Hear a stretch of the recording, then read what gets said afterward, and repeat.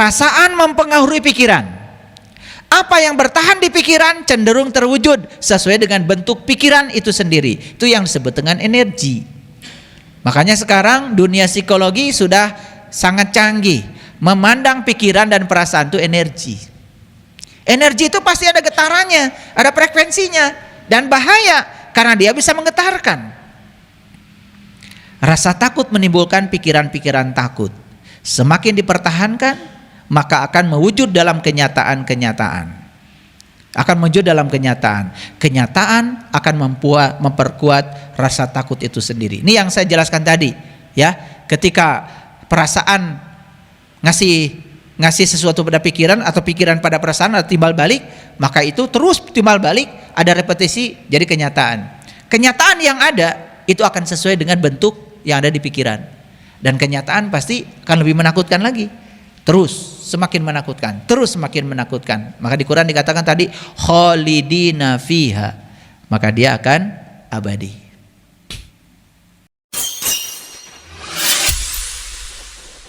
Sesungguhnya awal agama itu adalah makrifatullah, mengenal Allah. Nah sekarang gimana caranya supaya kita tidak takut? Gimana caranya supaya kita tidak sedih? Paham ya? Caranya sederhana, selalu membawa pikiran kita ke sini, saat ini, sekarang. Makanya masa depan itu tidak ada, besok itu tidak ada. Buktinya apa? Naik angkot, ada tulisan hari ini bayar, besok gratis. Isuk naik angkot deui, bayar henteu? Tuh. Kan isuk teh eueuh. Supir angkot ditanya, "Nah, Pak Mayor, kan hari ini." "Oh, berarti gratisnya besok." "Iya, besok." "Besok naik angkot deui." "Nah, Pak Bayar, kan ayeuna mah, ayeuna isuk gratis mah." Betul. Gitu aja. Cuman kita nggak pernah belajar, ya. Oke, lanjut sekarang. Nah, sekarang kita tanya Quran. Kata Quran seperti apa? Yuk kita lihat. Kata Quran, kan saya tadi kasih judul nih kajian hari ini. Apa judulnya? Neraka yang paling besar adalah menjadi tawanan dari rasa takut. Betul? Nah, jadi bukan neraka kecil lagi kalau kita dipenjara oleh rasa takut. Itu neraka yang paling besar. Nah sekarang kita bahas dulu apa neraka itu. Kata Quran surat Hud, ini sering saya bahas. Adapun orang-orang yang celaka. Siapa yang celaka itu? Tadi yang selalu takut, yang selalu sedih, cilaka eta teh. Cilaka ku pola sorangan. Karena takut maka dia akan menarik yang menakutkan datang. Karena sedih dia akan menarik kesedihan datang. Itu namanya like attracts like, yang serupa menarik yang serupa. Maka Allah mengatakan, adapun orang-orang yang celaka maka tempatnya adalah neraka. Di dalamnya mereka masih menarik dan mengeluarkan nafas. Jelas sekarang neraka teh di sini. Pada saat kita masih menarik dan mengeluarkan nafas. Apakah Bapak Ibu sekarang menarik nafas? Mengeluarkan nafas? Di mana? Kan di sini. Kapan? Ketika masih hidup. Ini ayatnya jelas kok. Fa ammal ladzina syaqu fa finnar lahum fiha zafirun wa sahihun. Khalidina fiha. Nah, ini yang mau saya bahas. Kenapa ada kata-kata mereka kekal di dalamnya? Ini harus jelas. Ayo lihat saya semuanya. Pikiran memikirkan yang negatif. Misalnya, contoh saja, memikirkan yang negatif. Yang paling gampang. Suami sedang kerja. Kerja kan? Kerja. Tiba-tiba pikiran memikirkan suami itu tidak sedang kerja, tetapi sedang melakukan sesuatu yang tidak diinginkan. Siapa yang menciptakan itu? Pikiran. Apakah kenyataannya suami begitu? Belum tentu. Yang pasti pikiran sudah ngasih energi seperti itu. Perasaan jadi enak? Gak enak. Apakah yang menyebabkan perasaan tidak enak itu suami melakukan sesuatu? Bukan kan? Jelas pikiranmu. Tiba-tiba ngamuk di telepon. Jika jelema edan jojolan ngamuk, padahal suaminya sedang mencari nafkah. Pika sebelen teh.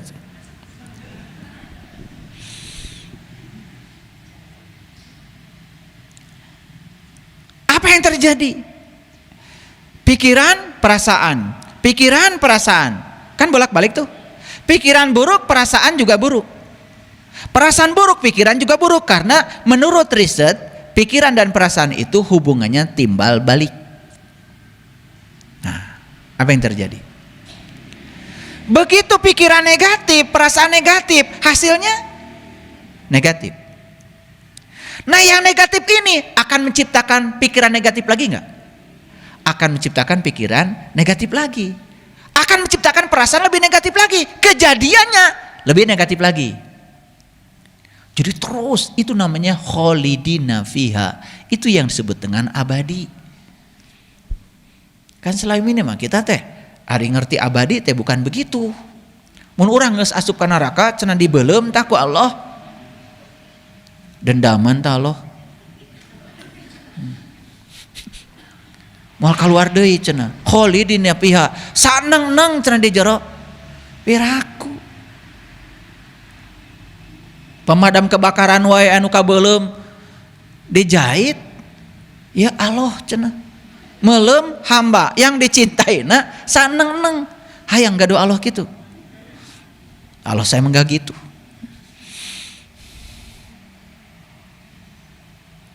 Jadi ngerti serang kholidina fiha. Ulangi kalau belum mengerti. Pikiran buruk menciptakan perasaan buruk, hasilnya buruk. Hasil buruk ini kan nambah buruk pikiran teh, perasaan tambah buruk lagi, atau hasilnya lebih buruk lagi, yang lebih buruk nambah lagi, kan begitu. Paham sampai sini? Jadi sebetulnya siklus keburukan itu ternyata semakin berbahaya. Karena itu kholidina fiha. Itu. Nah, jadi sekarang nyambung ya. Kalau surga itu tidak takut, tidak sedih. Karena takut kehilangan jadi cemburu. Takut kehilangan jadi posesif. Takut kehilangan jadi sieun. Betul nggak? Kan sebetulnya itu neraka semua. Itu tuh semua ilusi pikiran sebetulnya. Kenyataannya kan tidak begitu. Ngartos ya teh. Nah. Bisi we. Menteng ngarti saya udah gede saya stop aja ngaji. Ya. Segitu sudah jelas masih teu ngarti kene. Saya yang bingung. Gitu. Baik. Nah, makanya neraka versi leluhur bangsa Nusantara, neraka itu dari naraloka. Na itu api, ra itu cahaya, loka itu lokasi. Jadi naraloka adalah tempat yang terkena api. Jadi wujudnya api apa? Wujudnya api itu adalah kebencian, iri hati, apa saja yang menyulut kita. Jadi orang boleh marah, ya biarkan saja orang marah. Cuman kita jangan terpancing oleh orang marah. Saat kita terpancing dengan marahnya orang, berarti kita tuh sedang menjadikan diri kita naraloka, tempat yang terkena api. Kartos, teta neraka teh. Jelas kan? Itu. Jadi neraka itu adalah tubuh kita saat kesadaran kita rendah. Jadi neraka itu adalah tubuh kita akibat kesadaran kita rendah, maka akibat dari kesadaran rendah manusia menderita. Itu yang disebut dengan fa'ammal ladina syaku, cilaka. Jadi cilakanya kita itu karena kesadaran rendah. Paham ya? Jadi kalau begitu gimana caranya supaya nggak cilaka? Ditingkatkan kesadarannya. Gitu. Nah, lanjut kalau gitu. Sekarang kita lihat Nah, kalau tadi neraka versi para leluhur. Tadi neraka versi kitab suci, Al-Qur'an. Kan sama gitu-gitu juga. Betul? Oke. Baik. Sekarang supaya kelihatan agak saintifik, saya menggunakan sedikit referensi. Saya mengambil ya hasil risetnya David Hawkins. Ini saya ambil dari buku judulnya Letting Go. Letting Go itu artinya pasrah. Ya, yang pernah membaca mungkin nyambung dengan pembicaraan saya. Ternyata di bukunya David Hawkins itu ada yang namanya skala emosi. Jadi skala emosi itu dari nilainya 20, 50 sampai skala emosi yang nilainya 1000 atau di atas 700 itu. Kalau sudah di atas 700 itu sudah masuk kelompok pencerahan itu. Di bawah 200 itu disebut dengan reptilian. Di atas 200 disebut the wisdom. Jadi kita cek. Di bawah reptilian itu ada satu skala namanya ketakutan. Ketakutan itu nilainya 100. Masih jauh sampai mencapai 1000. Ini dalam skala emosi David Hawkins. Kalian gak usah tanya sama saya gimana risetnya, karena saya panjang, perlu 4 SKS menjelaskannya. Karena risetnya itu tidak menggunakan psikologi, risetnya menggunakan fisika, menggunakan yang disebut dengan tension, yaitu tegangan.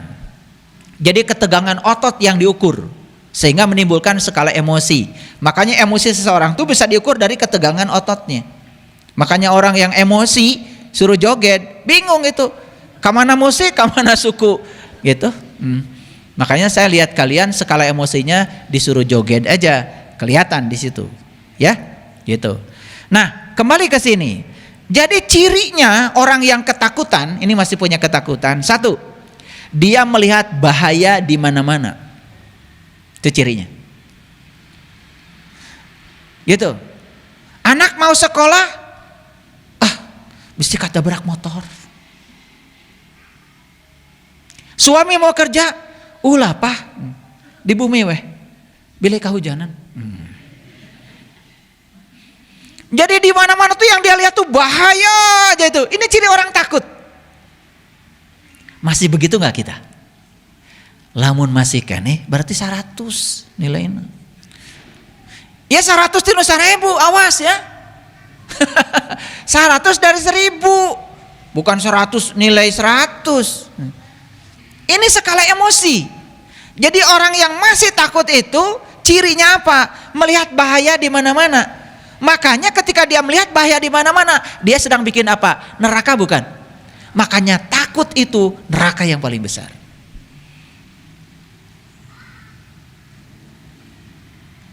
Betul? Makanya menggunakan konsep nu penting mah urang mah ngariung. Dahar teu dahar ngariung. Nah ini sebetulnya konsep ketakutan.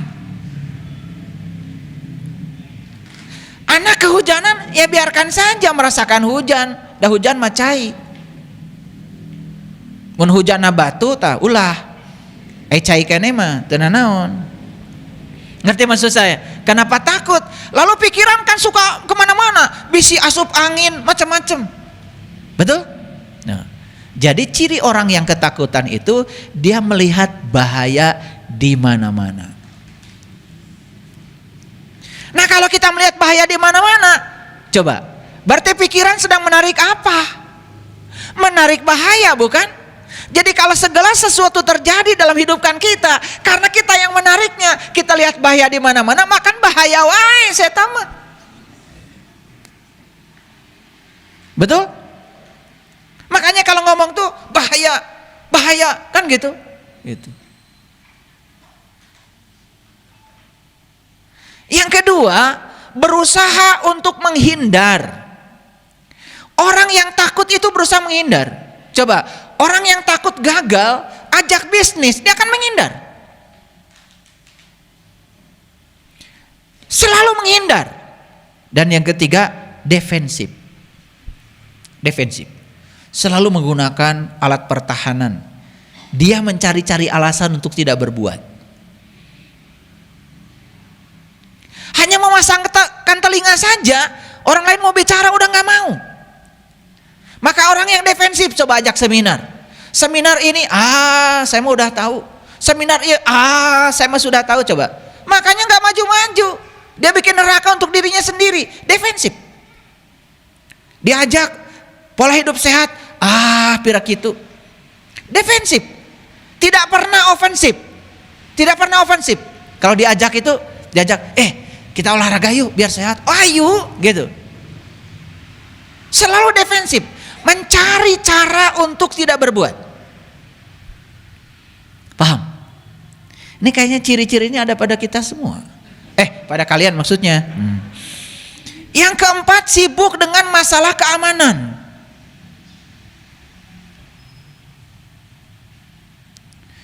Bikin rumah udah pagar 1 meter kurang, tambah dari 2 meter kurang, tambah dari 3 meter kurang, make jeruji besi, beling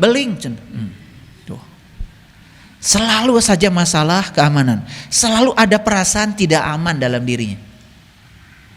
Saya kasih tahu, orang yang pagarnya tinggi, apa yang terjadi? Dia melambangkan angkuh, bukan?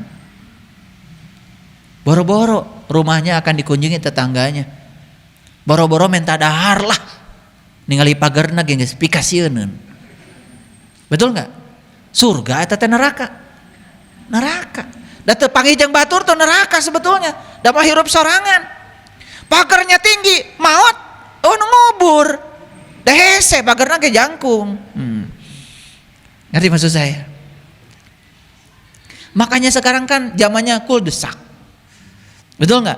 Rumah tanpa pagar. Nah, rumah tanpa pagar itu kan berarti itu sudah membebaskan rasa takut.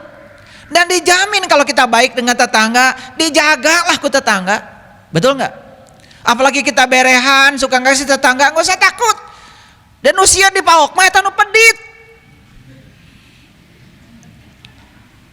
Kan usia di paok teh pedit atuh. Banget nage ketingali pedit. Betul nggak? Iya. Saya punya keluarga nih, keluarga saya nih, supaya kalau keluarga orang lain kan diceritakan nggak enak. Peditnya auzubillah. Iya.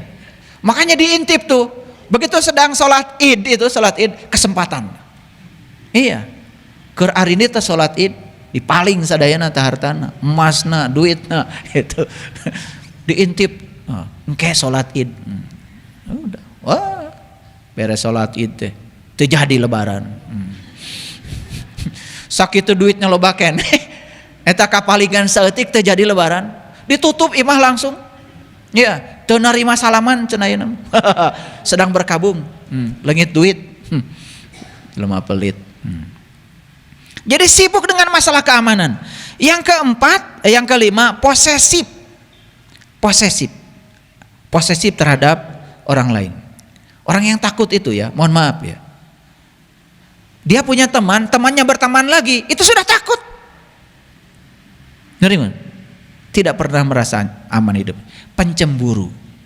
Ini kalau lihat wajah-wajah sebelah sini, sebelah kanan sini. Sama sebelah kiri juga. Cemburu itu karena apa? Karena takut. Takut kehilangan. Makanya penyakit orang yang ada itu beda dengan penyakit orang yang tidak ada. Ngerti maksud saya? Orang yang tidak ada, tidak punya uang misalkan, masalah dia tuh cuma kekurangan aja. Tapi orang yang punya uang penyakitnya lebih kompleks karena takut kehilangan yang dia punya. Ternyata lebih gawat daripada orang yang tidak punya. Yang tidak punya uang, ya, lagi ngaji aja dengan saya, nunutan. Bukan berarti yang nunutan gak punya uang. Orang yang punya uang, uangnya banyak, takut kehilangan uangnya, boro-boro bisa tidur, nunutan ge hese. Dasieun. Betul nggak? Iya. Malam juga terus ngitungan duit di bawah bantal. Terus sare-sare saya tahu. Itu. Jadi coba, ini menurut David Hawkins, ini hasil riset nih. 1, melihat bahaya di mana-mana. 2, terus menghindar. 3, defensif. 4, sibuk dengan masalah keamanan. Selalu saja merasa tidak aman. 5, posesif. 6, cemburu. 7, gelisah, cemas, dan terus berjaga-jaga. Capek deh. Betul nggak? Iya. Orang kajelekong yuk. Aduh, abdi mah teu tiasa ngantunkeun bumi. Paur aya nu mangku. Aya nu kitu? Ya kitu-kitu teuing mah enggak. Cuman ya rasa takut kehilangan sesuatunya sih pasti ada. Betul nggak? Iya. Ngaji yuk. Di mana? Di Jakarta. Aduh, can tol, can bensin, can tuang, can waktu, can macet, terus diaya-ayakeun. Aya nu kitu. Saha?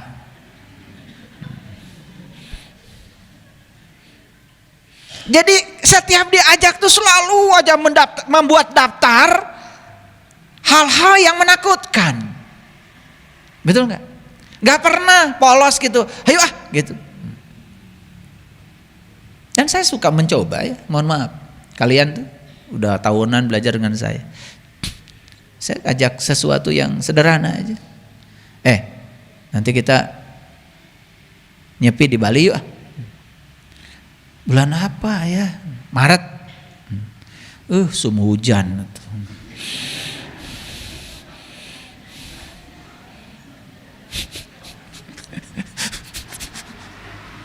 Maret usum hujan cenah. Ngarang. Usum malodok Maret mah. Tapi saking tidak mau pergi ke sana, cari alasan gitu. Udah gitu alasannya salah lagi, Maret musim hujan. Itu ya. Coba kalian kan bisa lihat ya, kiri kanan kalian ya. Kalian orang yang takutnya begitu. Betul enggak?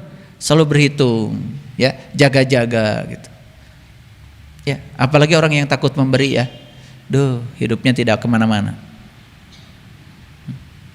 Boro-boro ngabahagiakeun batur, dirina sorangan oge susah. Padahal dia tuh punya sebetulnya. Iya. Betul? Iya. Lebih bagus ngarence mandiri ku perhiasan. Aya dahar jeung paes peda. Eta ge dicocolan teh luarna we. Can saminggu mah can di dahar huluna ge. Makanya penyakitnya tuh coba darah tinggi, diabetes, betul nggak? Kurang gizi, ya, ngaji tunduh, ya. Iya. Dahar jeung ulu kutek leuncat istimewa. Nih ciri wajah takut nih. Ini bisa dideskripsikan nih. Wajah takut tuh cirinya apa? Dipenuhi kecemasan dan ketakutan. Maaf ya. Orang-orang yang wajahnya cemas, takut, itu di otak, di wajahnya tuh kelihatan. Hormonnya itu adrenalin. Dan kalau diajak bicara selalu negatif, defensif. Yang kedua, ya, penyakitnya mau jauh. Ngagetar tah jantung nanti. Ngagetar we. Di mana mata nyepakan jantung we. Ter. Karena apa? Selalu disertai dengan rasa was-was. Nah, rasa was-was itu akibat dari apa? Makanya ada riset Kajuo Murakami, beliau mengatakan, siapapun orang yang berehan, welasan, asihan, hayang nata mereka batur, jantungnya sehat. Karena ternyata memberi itu melapangkan pembuluh darah. Kan orang yang takut ya takut memberi, pelit apalagi hitungan. Ya, sekalipun dia memberi nggak getar, nggak getar ta jantung nanti. Mere saeutik nggak getar kau mau mere loba mah pegat ta jantungna. Pokoknya kalau ada orang mati mendadak, jantung ada pelit, nggak getar. Jadi ngasih sedikit aja bergetar tuh jantungnya tuh. Ya. Nah ini saya kasih tahu ya, kalau jantung kita suka berdebar-debar, rewasan, itu sebetulnya tanda bahwa kita itu masih berada dalam kondisi rasa takut. Nah, ada yang lebih parah. Ini baru jantung bergetar-getar. Yang lebih parah lagi adalah ketakutan yang lebih kronis. Itu yang disebut dengan cemas. Ini bahasa psikologi nih. Karena saya ambil dari bukunya David Hawkins. Jadi kecemasan itu di atas ketakutan. Ketakutan yang kronis disebutnya itu cemas.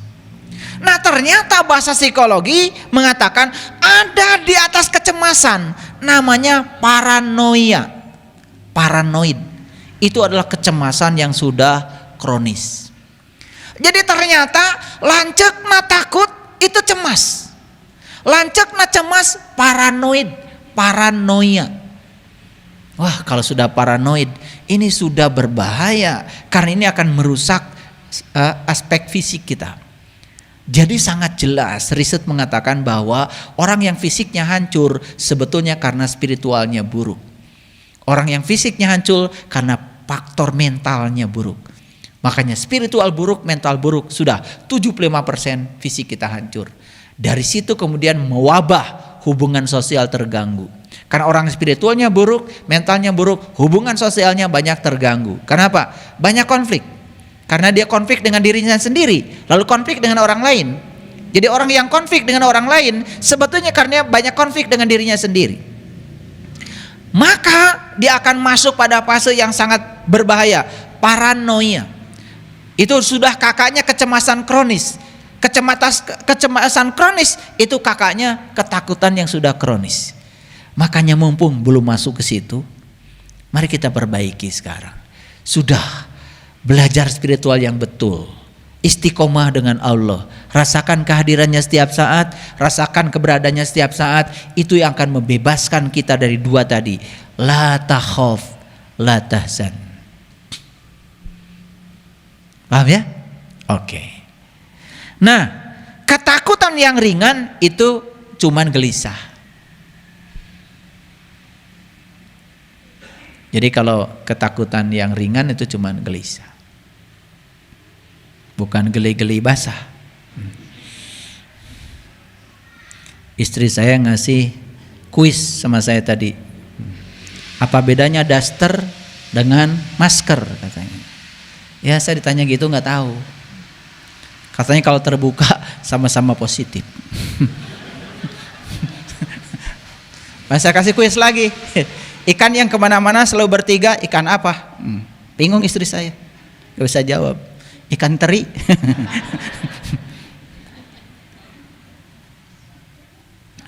Nah, dampak dari rasa takut. Ini udah mulai dampak. Dampak rasa takut nih. Tadi kan takut, cemas, paranoia.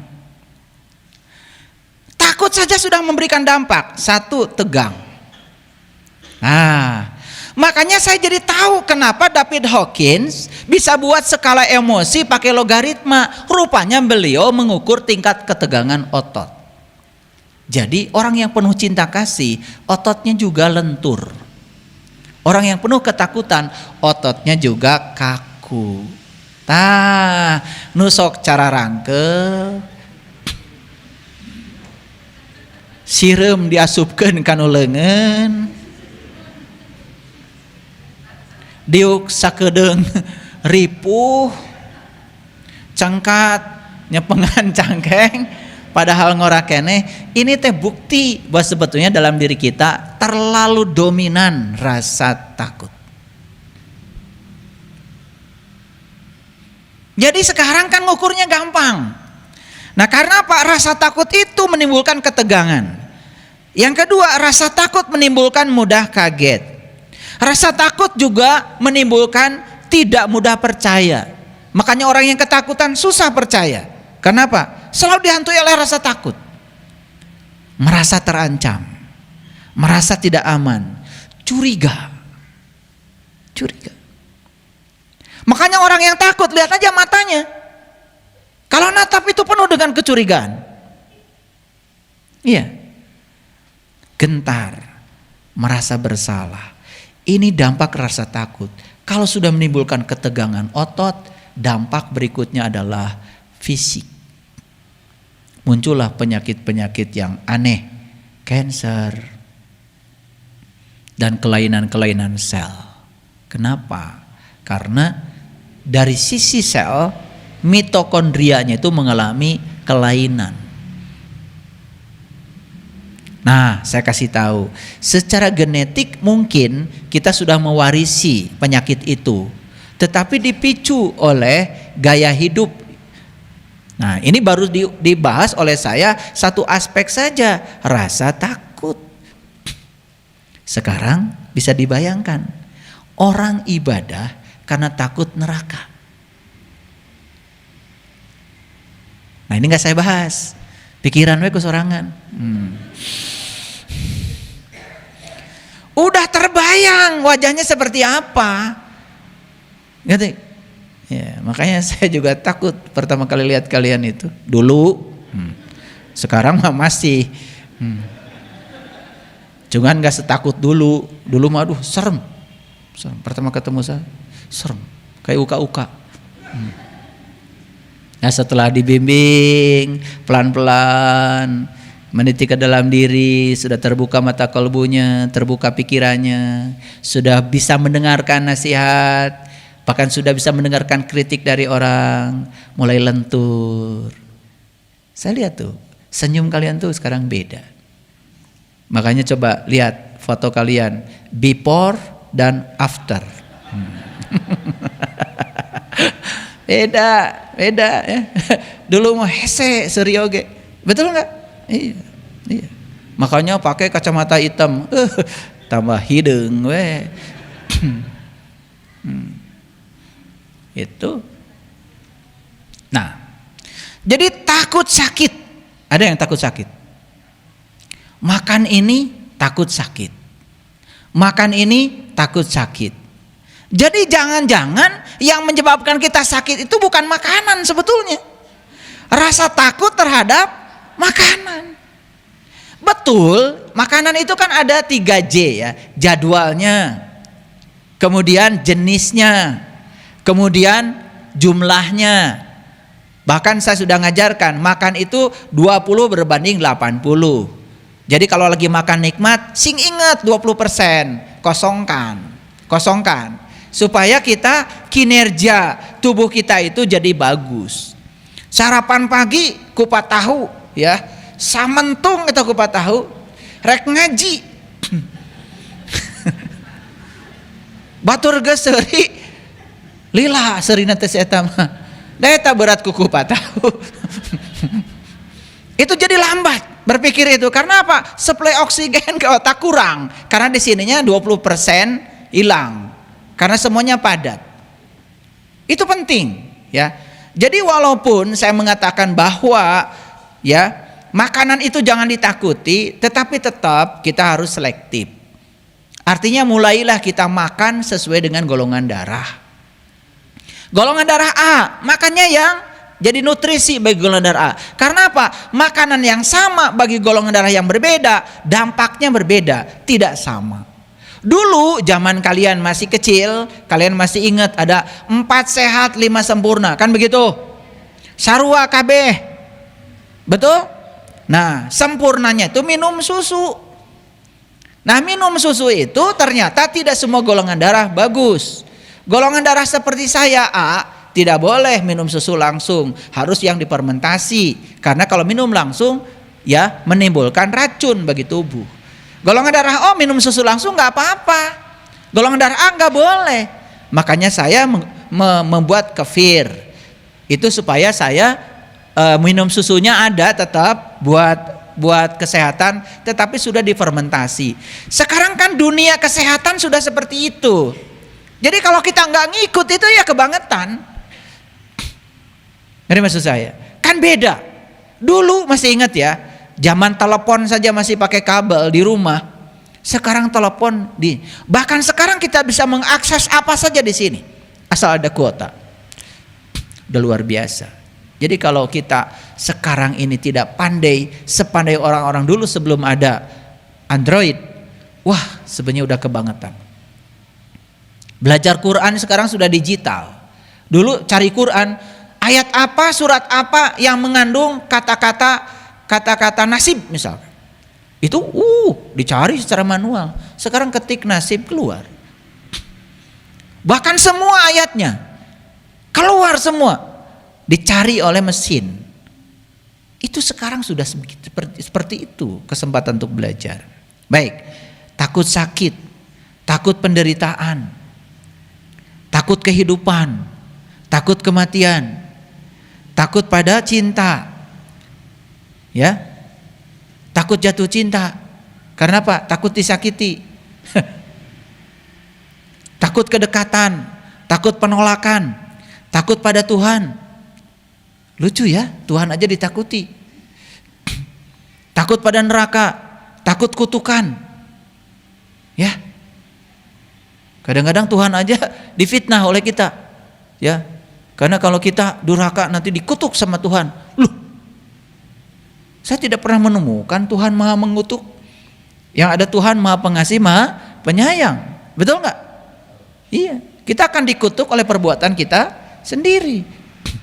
Takut kemiskinan, takut cemoohan, takut kritik, takut tidak mampu, takut bahaya, takut ketidaksetujuan orang lain, takut bosan, takut pembalasan, takut bertanggung jawab, takut mengambil keputusan, takut dihukum, takut berubah, takut kehilangan, takut kekerasan,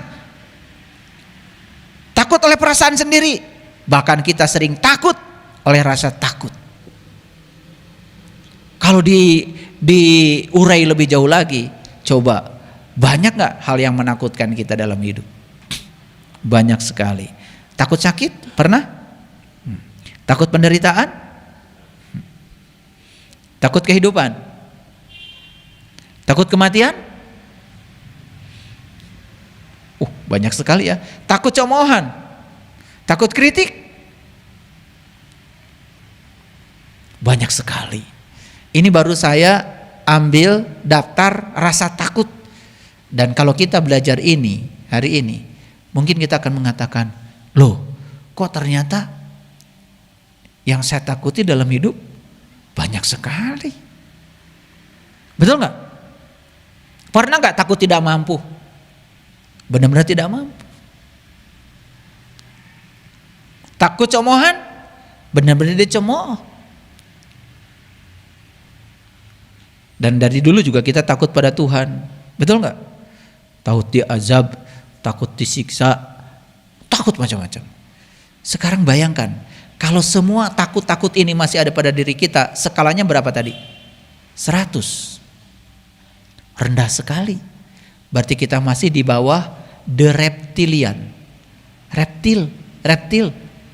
Tahu reptil? Jadi kita itu dikelaskan dengan kelompok binatang.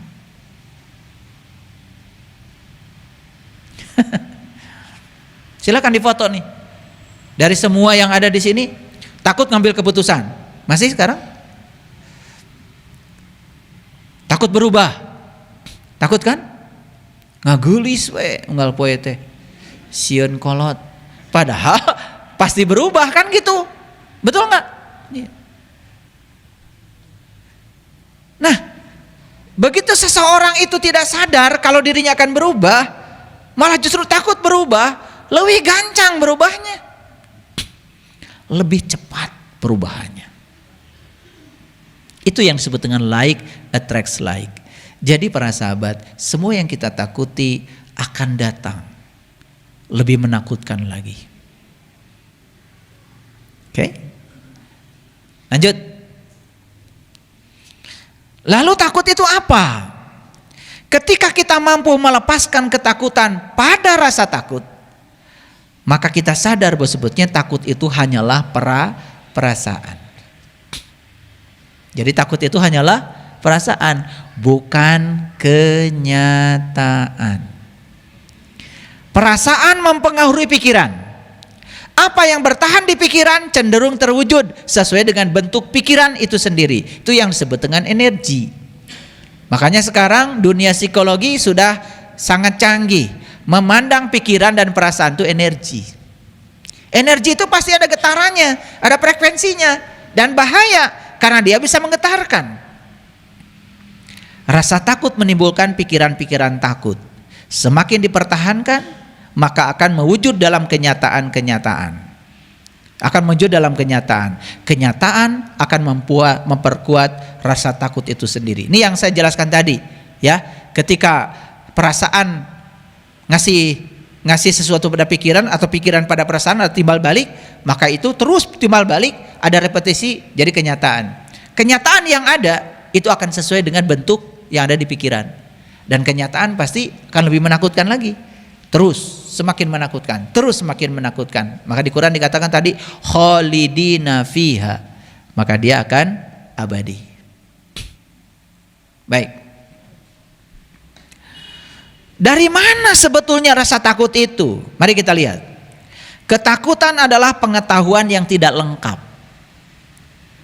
Betul? Jadi karena pengetahuan kita tidak lengkap, jadi takut karena belum lengkap. Contoh, kita tidak mengenal Tuhan secara lengkap. Taunya Tuhan itu tukang menghukum, jadi wesieun ku Gusti teh.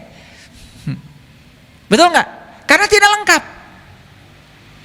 Jadi yang pertama, ketakutan itu akibat dari pengetahuan kita tidak lengkap.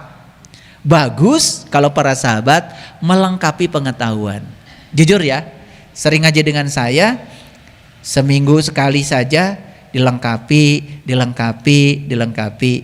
Betul nggak kata-kata saya? Kalau rasa takutmu mulai berkurang. Betul? Kenapa berkurang? Karena pengetahuan kita dilengkapi. Ketakutan tidak ada dimanapun kecuali dalam pikiran. Sudah ketemu sekarang alamatnya? Kejar ke dalam pikiranmu, bebaskan dia. Yang ketiga, dia yang telah mengatasi ketakutannya akan benar-benar bebas. Jadi sebetulnya ngaji dengan saya itu membebaskan diri dari ketakutan. Saat itulah kita akan mengalami namanya kebebasan.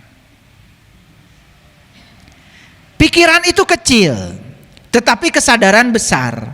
Pikiran itu takut, tetapi kesadaran itu penuh cinta.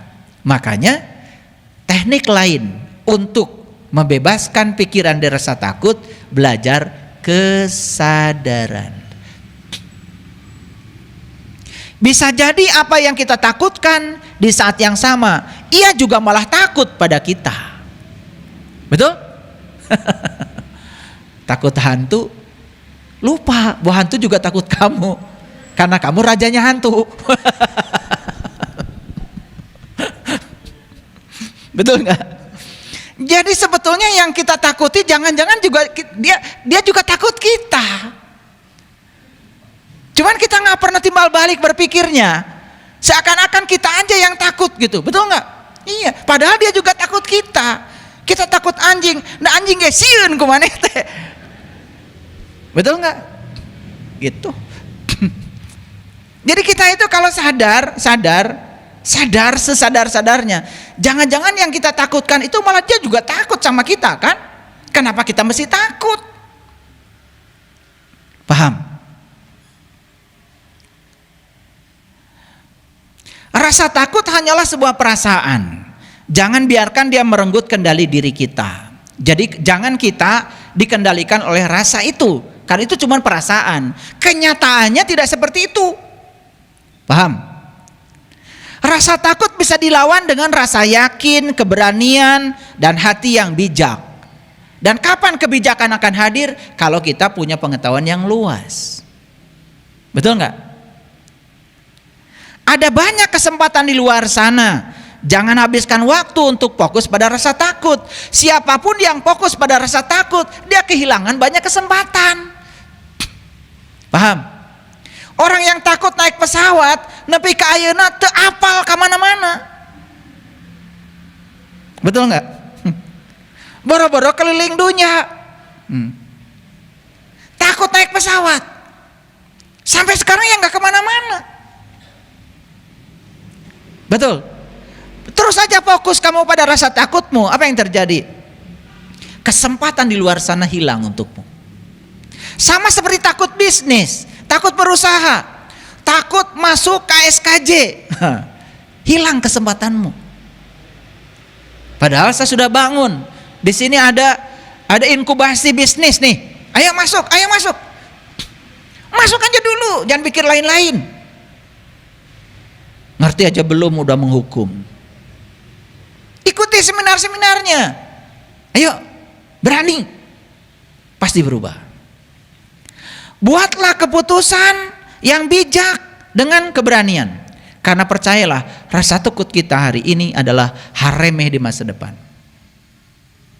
Betul, kalau kita sudah sadar, ya, tidak ada lagi yang menakutkan. Ketakutan akan bertahan pada jiwa yang pesimis dan pikiran yang sempit. Jadi kalau kita ini hari ini masih takut, dua indikatornya. Satu, memang kita ini pemilik jiwa yang pesimis. Yang kedua, pikiran kita sempit. Jadi gimana mau bebaskan rasa takut? Tumbuhkan optimisme dan luaskan pikiran. Dari mana mulainya? Belajar spiritual. Makanya kalau orang belajar spiritual benar, dia akan jadi orang bebas. Jadi misi kita saat ini adalah jadilah begitu sibuk mencintai hidup sehingga tidak punya waktu untuk membenci, menyesal dan takut. Makanya semua orang yang punya cinta tidak pernah takut. Mohon maaf, orang yang belajar kanuragan karena takut, susah matinya. Tapi orang yang belajar mencintai tidak pernah takut. Karena kemana-mana akan diamankan. Akan banyak orang yang menyayangi kita. Percaya sama saya. Tidak usah cari ilmu teterak dikadek, cari ilmu supaya eueuh nu ngadek. Orang yang penuh cinta tidak takut, tidak makan, kemanapun pergi pasti disuguhi. Asal jangan berharap. Ya bisa kecewa. Jadi menakutkan. Jangan takut.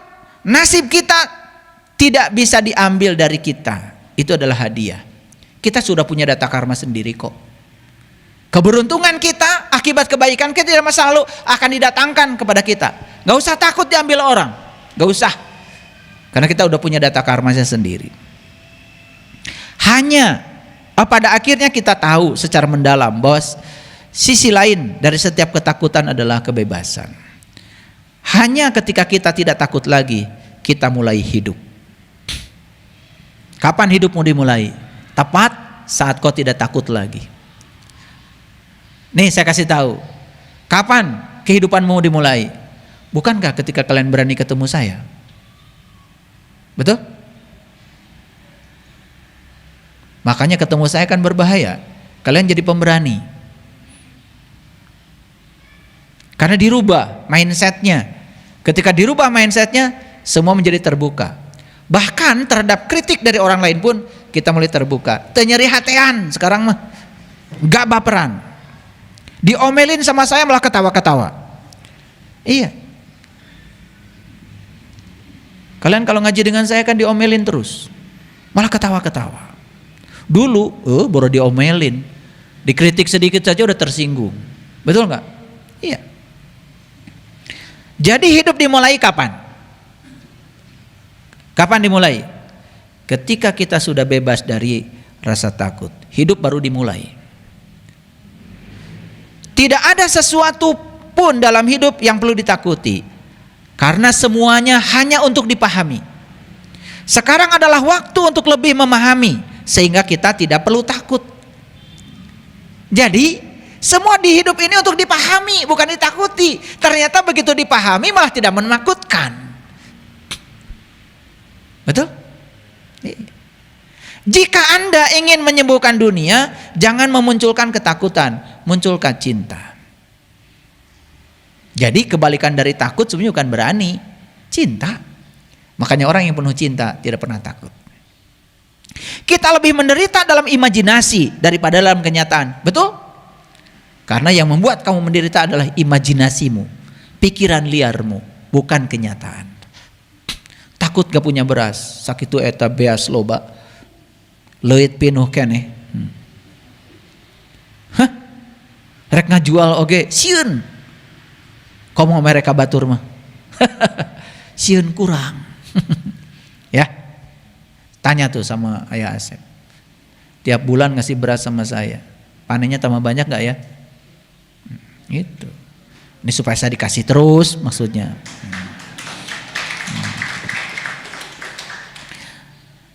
Dan gak usah khawatir. Ngasih ke saya gak akan dimakan sama saya. Karena saya gak makan nasi. Gak usah takut ngasih beras sama saya. Akan dimakan oleh kalian sendiri. Makanya kalau Bunda Cucu bilang, di rumah ayah mah banyak orang yang datang. Itu. Udah bagikan. Daripada di sana dileuit loba teuing. Ketakutan, kebencian, kecurigaan mempersempit pikiran. Betul? Seorang yang takut akan penderitaan sudah menderita dari apa yang ia takuti. Ketakutan bersifat sementara karena yang selama-lamanya adalah penyesalan. Ngerti maksud saya? Takut ketemu saya jadi gak ngaji sama saya. Penyesalannya seumur-umur. Takutnya sementara. Nyesalnya lila kaduhung. Begitu maut kaduhung. Itu apal jalan balik. Ketakutan adalah bagian dari hidup. Jadi harus dilewati, harus diterima. Karena itu semua orang lumrah. Rasa takut itu ada dan kita harus melewatinya. Ketakutan yang tidak kita hadapi menjadi batasan kita. Karena hidup itu kebanyakan dibatasi oleh batasan. Dan batasan itu karena kita tidak melewati ketakutan. Ketakutan adalah sejenis penjara yang membatasi dalam serangkaian tindakan terbatas. Makin sedikit takut, makin banyak kekuatan yang akan dimiliki, makin lengkap kita hidup. Ketakutan terbesar kita seharusnya bukanlah kegagalan, tetapi keberhasilan pada sesuatu yang tidak terlalu penting. Kegagalan bisa jadi membuat kita jadi berani, tetapi keberhasilan sesuatu yang tidak penting malah kita menjadi penakut. Bisa jadi. Betul? Iya.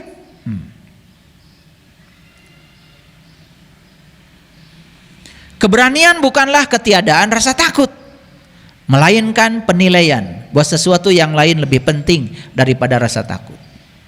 Ketakutan adalah musuh logika. Kadang-kadang ya tidak bisa dilogikakan. Ya, saya tidak takut pada pasukan singa yang dipimpin oleh domba, tapi saya takut akan pasukan domba yang dipimpin oleh singa. Pasukan singa, pemimpinnya domba.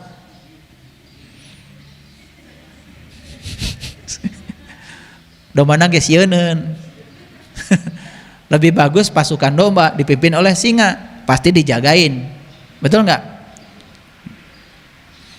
Kekuatan terbesar adalah keberanian untuk mencoba dan keberanian untuk gagal.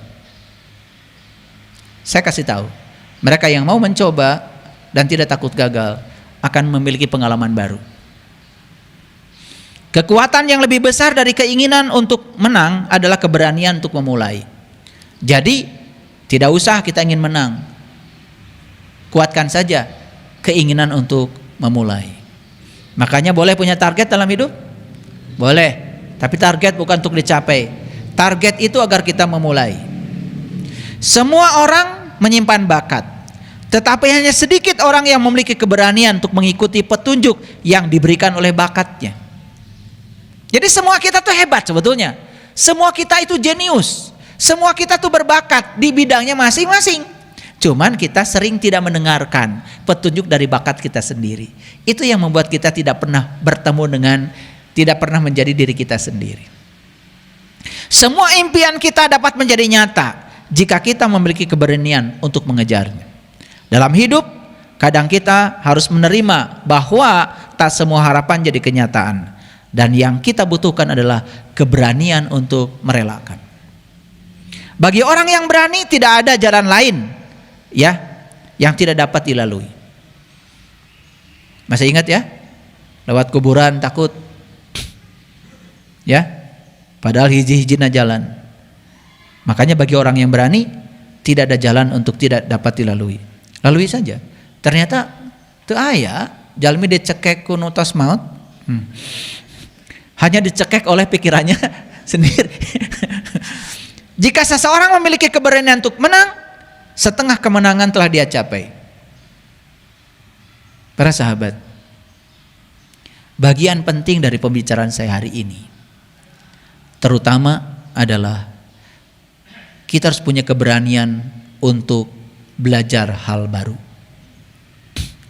Maaf ya, kita sudah lama kan belajar agama, dan ujungnya kadang-kadang cuman membosankan ketika kita terjebak oleh rutinitas dalam menjalankan ritual agama. Betul? Tetapi kita tidak beranjak untuk menjadi orang bahagia. Yuk berani. Dengarkan hal baru. Dengarkan inspirasi baru. Bukan ajaran baru. Saya tidak mengajarkan ajaran baru. Saya mengajarkan Al-Quran. Tetapi dibedah dengan cara yang baru. Dibedah isinya supaya baru. Sebetulnya ajaran ini harta karun terpendam yang selama ini kita abaikan. Quran tadi mengatakan, kalau kamu ingin berada di surga, bebaskan dari rasa takut, bebaskan dari rasa sedih. Saat ini juga kamu berada di surga yang dijanjikan. Begitu luar biasa. Selama ini apa yang kita pelajari? Selama ini surga itu adalah nanti. Padahal kalau saat ini kita bebaskan dari rasa takut, saat kita bebaskan dari rasa sedih, saat ini juga kita masuk ke dalam surga. Karena surga adalah di sini, saat ini, sekarang. Terima kasih. Assalamualaikum warahmatullahi wabarakatuh.